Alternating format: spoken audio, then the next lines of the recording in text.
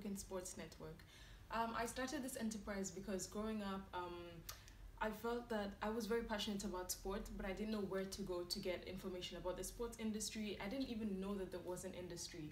And as I grew older, I started to, hear more about sports business, and I thought, this could be a possible career path, but I didn't know how to pursue it, how to get the relevant information. So I had a certain interest in it, but I didn't know how to go forward in it. And this made me think, well, this is an opportunity, to create a platform for education in the African sports business industry, and just have it talked about more, and have people know where to go to get this information, and advise young people on how to move forward in their career paths. So I created the African Sports Network, which is a youth enterprise which aims to increase engagement and awareness in the sports industry.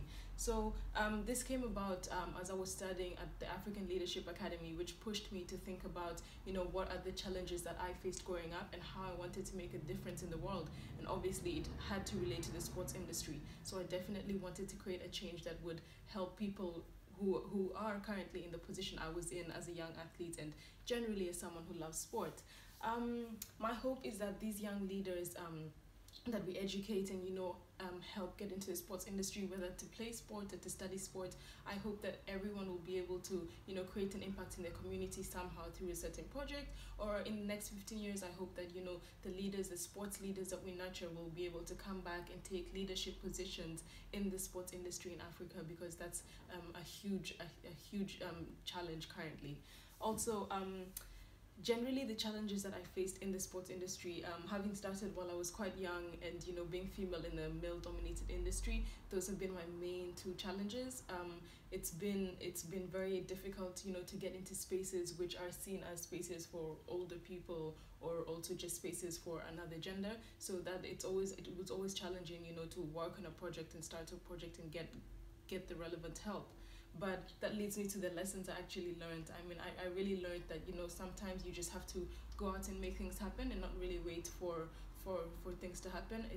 I went banging on a lot of doors to get support, and I didn't really have people believe in me, which made me question the project I'm doing. But through my passion and determination, I kept going. So I learned that actually sometimes it's about you just getting things done and proving to people that it can actually be done despite your age and your gender.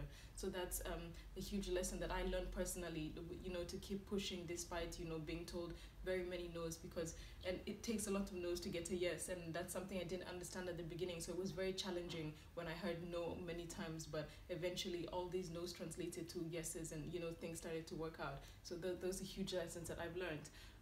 Currently, one of the things I love is that I've managed to work with a lot of people in the sports industry in Kenya. So while hosting events for young people, I managed to invite other people and partner with other sports organizations in Kenya for them to bring speakers to actually speak to our students. So I really like this, because for the students, it's nice for them to see other people in the sports industry who are making an impact, who are in different career paths rather than just me in one aspect of sport.